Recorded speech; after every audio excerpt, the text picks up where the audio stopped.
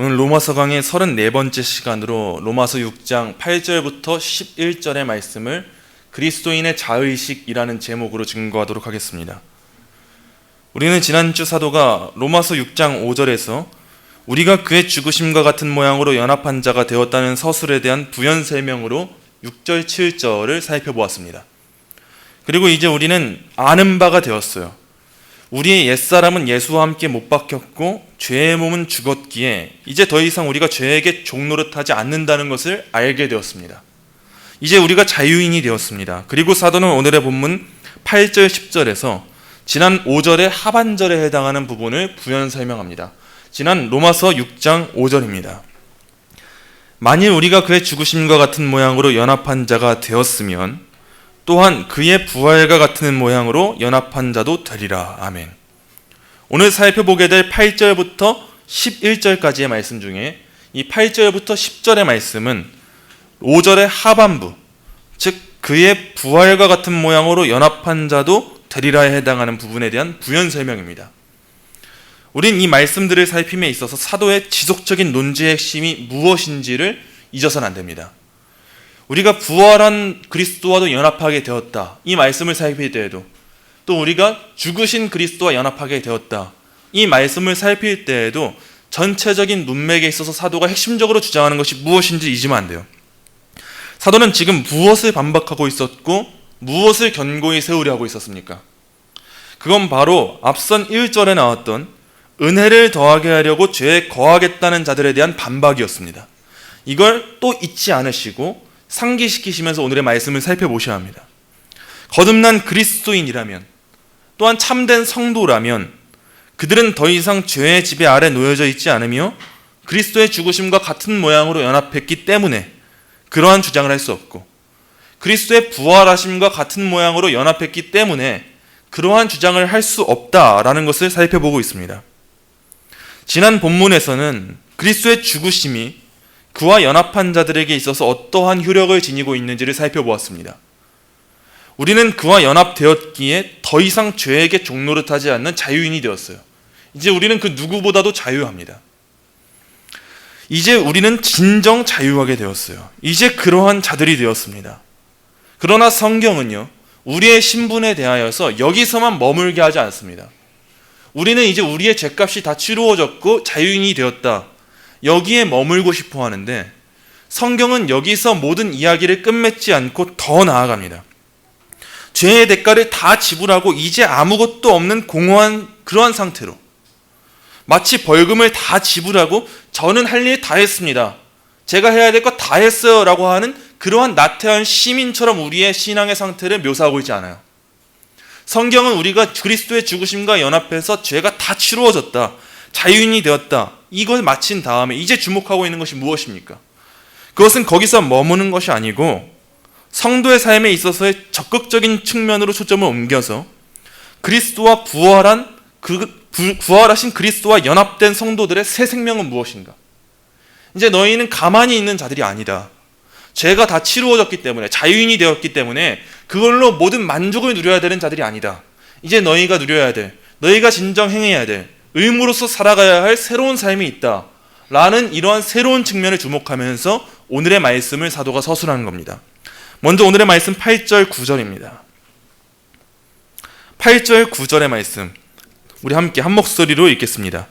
만일 우리가 그리스도와 함께 죽었으면 또한 그와 함께 살 줄을 믿노니 이는 그리스도께서 죽은 자 가운데서 살아나셨음에 다시 죽지 아니하시고 사망이 다시 그를 주장하지 못할 줄을 알미로다. 아멘.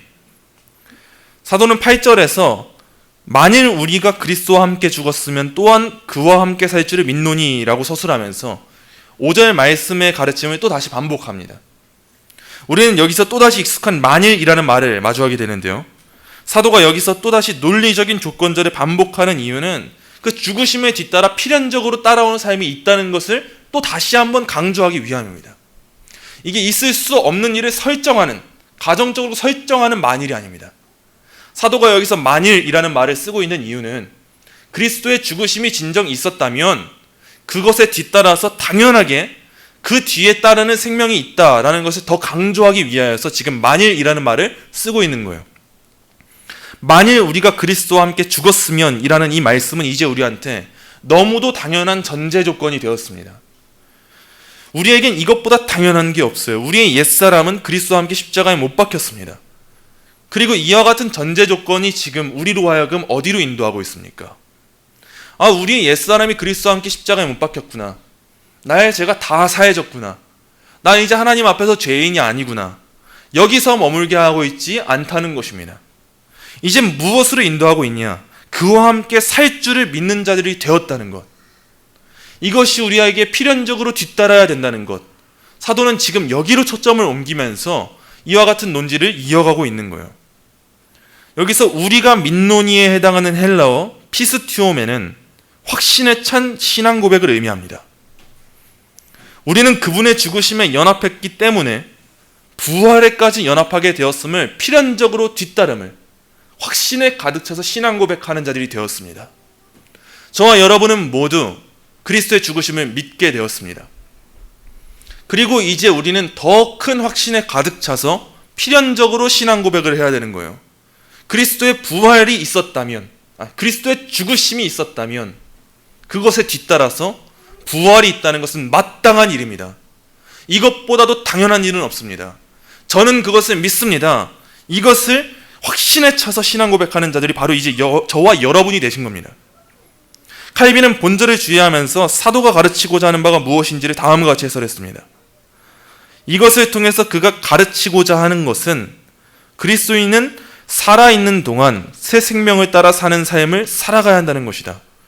왜냐하면 그리스도인들은 육체를 십자가에 못 박는 것과 성령의 인도하심을 받는 삶을 통하여 그리스도의 형상을 자기 자신 속에 나타내야 하는데, 전자는 단번에 이루어지지만 후자는 지속적으로 이루어져야 하기 때문이고, 우리가 이미 말했듯이 육체는 우리 안에서 한순간에 죽어지는 것이 아닌 까닭에 우리는 육체를 십자가에 못 박는 일에서 뒷걸음쳐서는 안 되기 때문이다.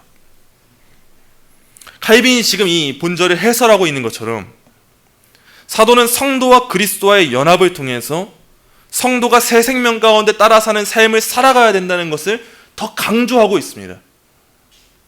우리는 그분의 죽음에서 우리의 존재됨이 끝맺지 않았다는 것을 주목해야 돼요. 그러나 수많은 그리스도인들이 언제나 복음을 떠올릴 때 무엇을 떠올리냐? 그리스도가 나를 위해서 죽으셨다. 이걸 주목합니다. 그리스도께서 나를 위해 죽으셨기 때문에 나는 이제 다 해결됐다.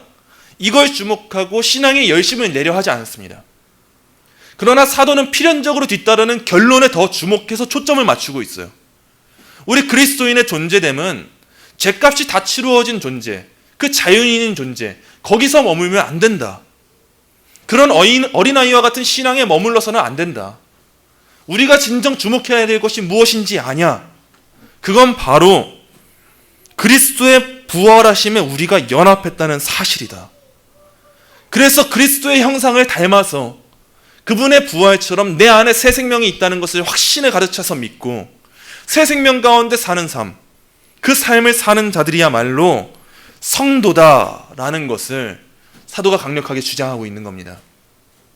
사도는 이어서 9절에서 이는 그리스도께서 죽은 자 가운데서 살아나셨음에 다시 죽지 아니하시고 사망이 다시 그를 주장하지 못할 줄을 알미로라 라고 서술합니다.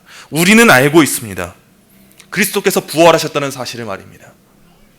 우리는 죽음이 그리스도를 이기지 못했다는 것을 모두 믿고 고백하고 있습니다. 그런데 저와 여러분의 삶 가운데 그리스도의 부활로 말미암은 삶의 결과가 나타나고 있습니까? 저도 믿고 있고 여러분도 믿고 있습니다. 그리스도가 부활하셨다는 것을 믿고 있습니다. 그리고 우리는 지난주 살펴본 것처럼 그리스도의 죽으심에 내가 연합했다라는 것을 믿고 있습니다.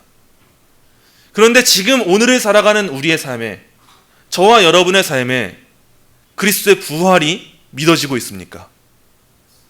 그리스도의 부활이 우리의 삶이 되고 있습니까? 어찌 우리의 삶에 죽음을 이기는 생명의 역사가 나타나지 않을 수가 있겠습니까? 그리스도가 죽으셨습니다. 그리고 그리스도는 그 죽음에서 패하지 않으셨습니다. 죽음에서 모든 그리스도의 역사가 끝나지 않았습니다. 그리스도의 역사는 부활로 이어졌어요. 그리고 이제 우리는 입으로 고백합니다. 그리스도의 죽으심과 내가 연합했다. 좋습니다. 우린 연합했어요. 옛사람이 십자가에 못 박혀 죽었어요. 그런데 우리가 살아가는 오늘의 시간 가운데 그리스도의 부활과 연합한 모습이 저와 여러분의 삶 가운데 나타나고 있습니까? 만일 우리가 이 고백을 우리의 입으로만 하는 것은 아닌지 우린 점검해 볼 필요가 있습니다.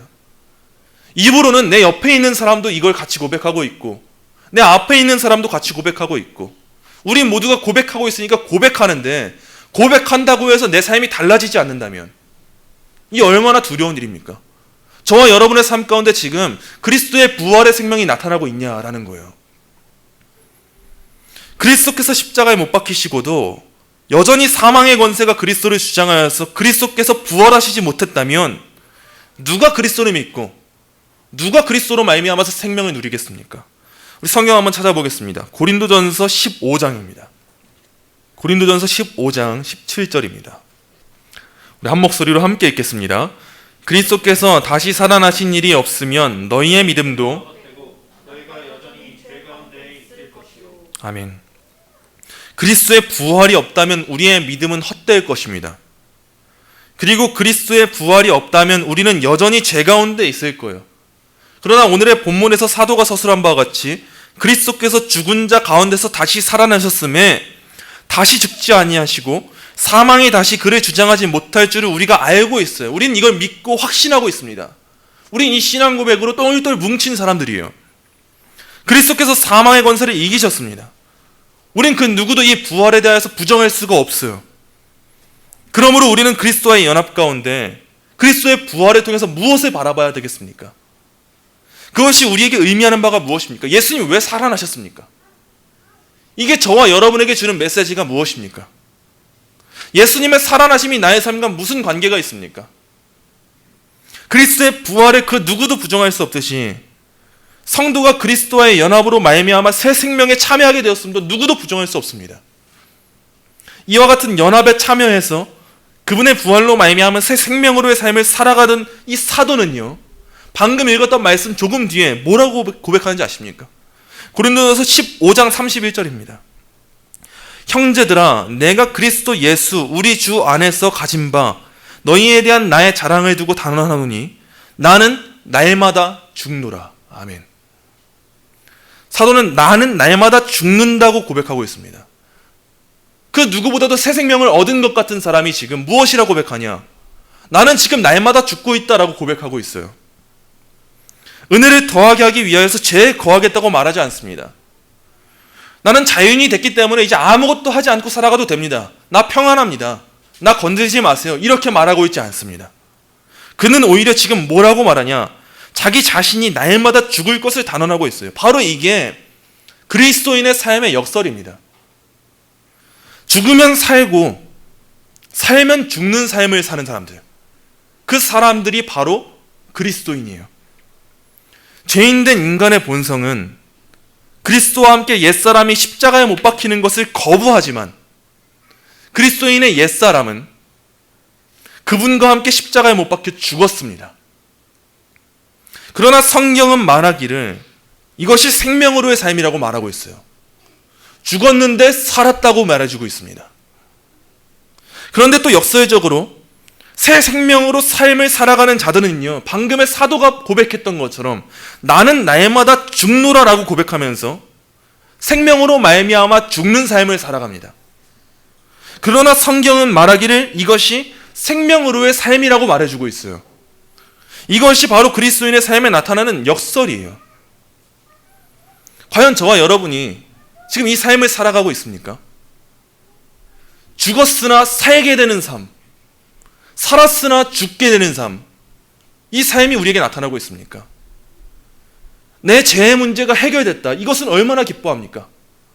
내 죄를 예수님이 십자가에서 짊어지셨다. 너무 좋아요. 우리가 심판당하지 않아도 되니까. 근데 왜 우리는 예수님의 죽으심에 포커스를 두고 모든 걸 다 맞추고 있는데 우리의 삶 가운데 죽어지는 삶이 없습니까? 왜 우리는 날마다 죽노라라는 고백이 없습니까? 죽음이 있으면 부활이 있는 건데, 죽음에 연합했으면 새 생명이 우리한테 주어진 것인데, 왜 우리는 새 생명 가운데 살아간다고 고백하면서도 우리가 마주하는 사람들과 나의 삶을 비교하게 되고 양보하지 못하게 되고 나의 조금도 희생하지 못하게 되고 나는 조금 더 열심히 땀 흘려 일하려 하지 않고 이러한 삶을 살아가는 이유가 무엇입니까? 내가 그리스도를 통해서 유익은 얻었다고 말하지만 그리스도를 위해서 내 생명은 드릴 수 없는, 나는 조금도 죽어지지 않는 그 삶을 살아가는 이유가 무엇입니까? 그러나 성경은 새 생명으로의 삶, 진정 사라지는 삶이 무엇이라고 하냐? 죽었기에 사는 삶이라고 말하고 살았기에 죽는 삶이라고 말합니다. 성경은 바로 이렇게 그리스도인의 삶을 역설로서 말하고 있어요. 우리가 이 삶을 살아가게 되는 이유가 무엇입니까? 우리의 본성이 이와 같은 삶을 추구하기 때문일까요? 절대 그렇지 않아요. 우리 모두 알고 있듯이 우리 본성은 절대 날마다 죽으려 하지 않습니다. 우리의 본성은 이와 같은 삶을 추구하지 않아요. 오히려 죽기 싫어서 안달인 게 우리의 본성입니다. 그러나 우리가 이와 같은 삶을 살아갈 수 있는 이유는 너무도 연약하고 오늘도 죽기 싫어하고 오늘도 또다시 나 안에 있는 옛된 자아가 다시 살아가게끔 하고 싶어하는 자들이 우리인데, 그럼에도 불구하고 우리가 죽어질 수 있는 이유는 그리스도께서 죽은 자 가운데서 살아나셨음에 다시 죽지 아니하시고 사망이 다시 그를 주장하지 못했기 때문입니다. 그리스도께서 그러셨기 때문에 우리가 그럼에도 불구하고 죽었으나 살게 되고 살았으나 죽게 되는, 나는 날마다 죽노라 라는 이 말씀을 기억하며 조금씩 죽어지는 그 삶을 살아갈 수 있게 된 것입니다. 이어지는 10절 11절 보겠습니다. 오늘 본문 10절 11절 우리 한 목소리로 읽겠습니다. 그가 죽으심은 죄에 대하여 단번에 죽으심이요 그가 살아나심은 하나님께 대하여 살아계심이니 이와 같이 너희도 너희 자신을 죄에 대하여는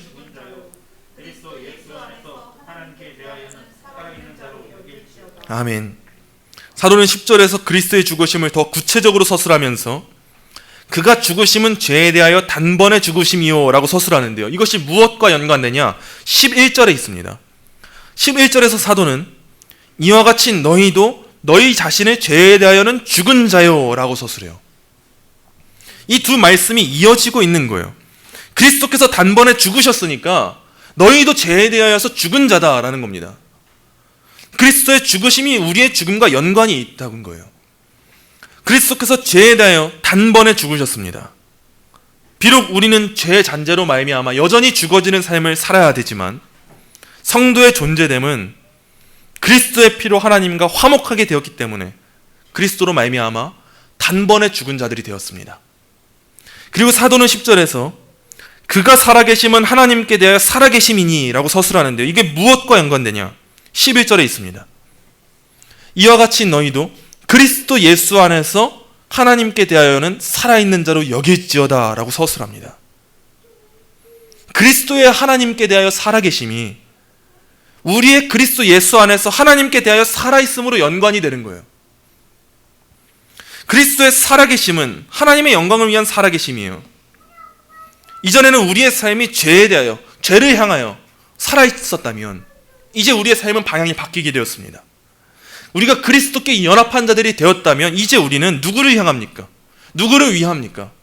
여기서 기록하고 있는 바와 같이 이제 우리는 그리스도와 같이 하나님의 영광을 위하여 살아가야 하는 자들, 그러한 존재가 된 거예요.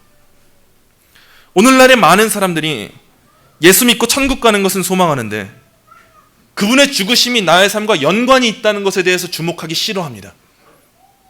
그리스도께서는 죽으셨는데 나한테 죽으라고 하는 말은 죽기까지 싫어합니다. 그게 나와 무슨 상관이 있는지를 몰라요. 그저 단순하게 예수님이 내 죄를 위해 죽으셨구나, 제가 그분으로 인해서 구원 받았습니다, 이 정도만 깨닫고 고백할 뿐이지 내 삶의 진정 예수와 연합되어 있다는 것을 놓치고 있습니다. 그분의 죽으심과 나의 삶이 별개의 신앙생활을 추구하고 있다는 거예요. 예수님이 죽으셨으면 나도 죽어야 됩니다. 그게 바로 성도예요. 그런데 우리가 지금 예수님의 죽으심을 내가 믿습니다라고 고백하면서 내가 죽지 않는다면 뭐가 잘못된 겁니까? 말씀이 잘못된 겁니까? 내가 잘못된 겁니까? 그분의 부활하심이 나의 삶과 별개의 신앙생활을 오늘날의 많은 사람들이 또 추구하고 있습니다. 그러나 우리는 그 정도의 신앙에 머물면 안 되는 거예요. 그분이 부활하셨다면 내 안에 새 생명이 주어졌다는 것인데 어찌 우리가 그 새 생명 가운데 행하는 삶을 살아가지 않을 수가 있겠습니까?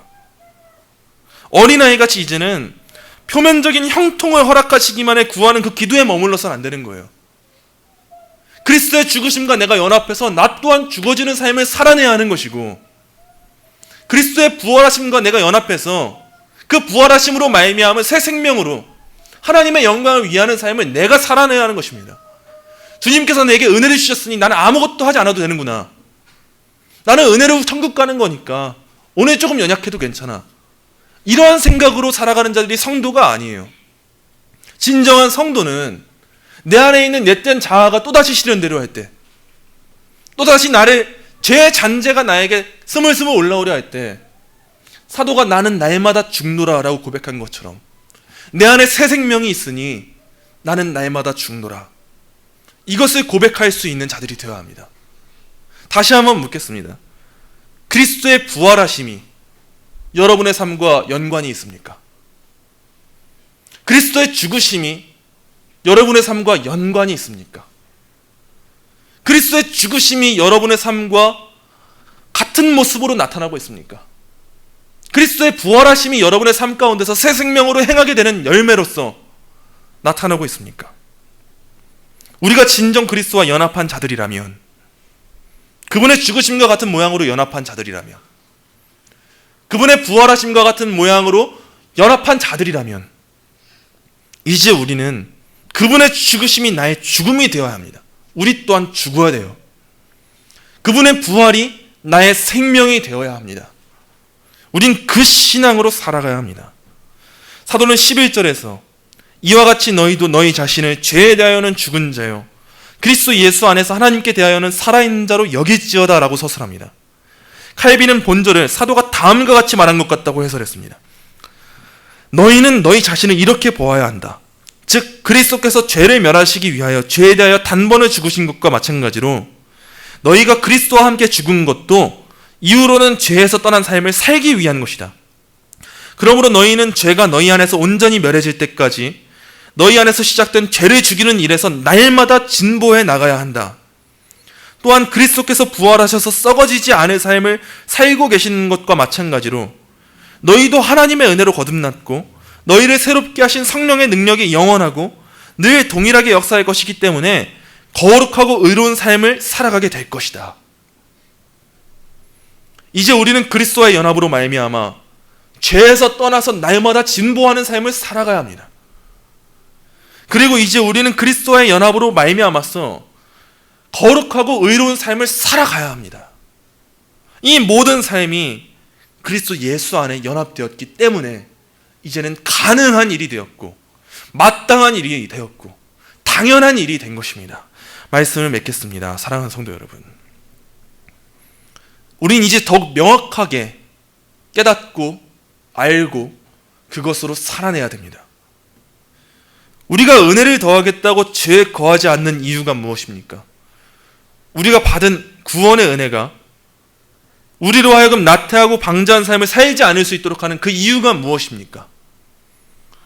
그것은 바로 우리의 존재됨의 변화로 말미암습니다. 우리의 신분이 달라졌기 때문이에요. 사도는 이처럼 성도의 존재됨을 주목해요. 오늘 네가 죄를 짓고 있냐 아니냐 이걸 주목하지 않습니다. 죄를 짓지 않든 중요하지 않아요. 지금 오늘을 살아가는 너의 존재됨이 어떠하냐 이걸 주목하고 있습니다. 우리가 그리스도와 연합한 자들이란 이 사실 하나만을 주목하고 있어요. 이것이 우리가 마주하게 되는 죄의 문제를 극복하고 정복할 수 있게 되는 유일한 근거이기 때문입니다. 로이드 존스 목사님은 이 본문을 강의하면서 다음과 같이 말씀하셨습니다. 신약 성경이 여러분에게 제일 먼저 하라고 요구하는 일은 여러분 자신을 완전히 잊는 것입니다. 여러분의 문제, 여러분의 시험, 여러분의 난제들, 기타 모든 것을 잊어버려야 합니다. 여러분 자신을 잊고 주 예수 그리스도를 먼저 바라보아야 합니다. 먼저 그리스도에게 무엇이 일어났는지를 숙고하십시오. 먼저 죄와 그리스도와의 관계를 숙고하십시오. 그러면 여러분이 분명하게 될 때 다음 단계는 나는 그에게 연합했어. 그에게 해당되는 것은 나의 것이요. 그러므로 나는 나에 대해서도 이 점을 추론하였다. 라고 하게 되는 것입니다. 이렇게 말씀하셨어요. 바로 여기에 있습니다. 우리가 지녀야 할 그리스도인으로서의 자의식, 우리가 매일 되새겨야 될 우리의 존재됨이 바로 이거예요. 사도는 이와 같은 자의식을 가질 것을 본문 11절에서 여길 지어다 라는 말로 명령하고 있어요. 사도가 두렵고 떨림으로 너희 구원에 이루라 라고 강조한 그 성화의 삶은요, 다른 어떤 신앙의 노하우와 열정과 구조적인 면으로 가능하게 되는 일이 아닙니다. 우리가 거룩하게 되는 것은 노하우로 실천될 수가 없는 일이에요. 저 사람은 이렇게 했대, 나도 이렇게 해볼까? 이렇게 해서 우리에게 성화가 이루어지지 않습니다. 이렇게 해서 우리에게 거룩이 주어지지 않습니다. 그러나 우리가 거룩하게 될 수 있는 이유는 하나예요. 하나님이 우리의 존재됨을 바꿔주셨기 때문입니다. 하나님이 우리의 존재됨을 예수와 연합하게 하셨기 때문입니다. 하나님이 우리를 예수와 연합하게 하셨다면 우리는 그 존재됨에 힘입어서, 그 하나님의 일하심에 힘입어서 이제 우리는 죄의 문제를 싸워 이겨야 되는 거예요. 우리가 죄와 정욕을 마주하게 될 때에 그리스도 예수 안에서 하나님께 대하여 살아있는 자가 되었기 때문에 그분의 은혜와 성령님의 내주하심으로 말미암아서 이 그리스도인으로서의 자의식을 기억하면서 우리는 잊어버리는 겁니다. 우리의 상황은 잊어버리는 거예요. 우리에게 주어진 고난은 잊어버리는 거예요. 모든 문제는 잊어버리고 예수님을 바라보며 예수님이 죄에 대하여 어떻게 죽으셨는가, 이것을 기억하는 겁니다. 예수님이 생명 가운데 어떻게 살아나셨는가, 이것을 주목하여 우리의 상황과 문제들을 극복해 나가는 겁니다. 우리의 존재됨은 그리스도와 연합한 자들입니다. 이러한 자의식을 가지고 이를 잊지 마시고 살아가십시오. 그리고 그리스도의 죽으심과 부활하심이 우리의 존재됨이 되었음을 언제나 잊지 않고 확고한 믿음으로 우리의 존재됨을 가장 큰 능력으로 여기십시오. 우리 안에 죄의 문제가 다시금 나타나려 할 때 우리의 그리스도와 연합함을 기억하십시오. 또한 의 안에서 살기를 거부하는 우리의 존재됨을 바라볼 때마다, 우리의 삶을 바라볼 때마다 그리스도를 바라보십시오. 그리스도의 부활에 묵상하십시오. 그 부활 생명이 내게 주어졌음을 기억하여 이제 우리는 담대하게 죄에 대하여는 죽은 자요, 그리스도 예수 안에서 하나님께 대하여는 살아있는 자로 여기는 삶, 그 삶을 저와 여러분이 살아내시기를 간절히 소망합니다. 이 삶을 살아가십시오. 간절히 여기고 늘 여기십시오. 죄에 대하여 죽었습니다. 우리의 존재됨은 죽은 거예요. 그리고 부활에 대하여, 하나님께 대하여는 이제 살아났습니다. 이것을 매일매일의 삶 가운데 묵상하며 되새기는 삶, 그 삶을 저와 여러분이 살아가시기를 간절히 소망합니다.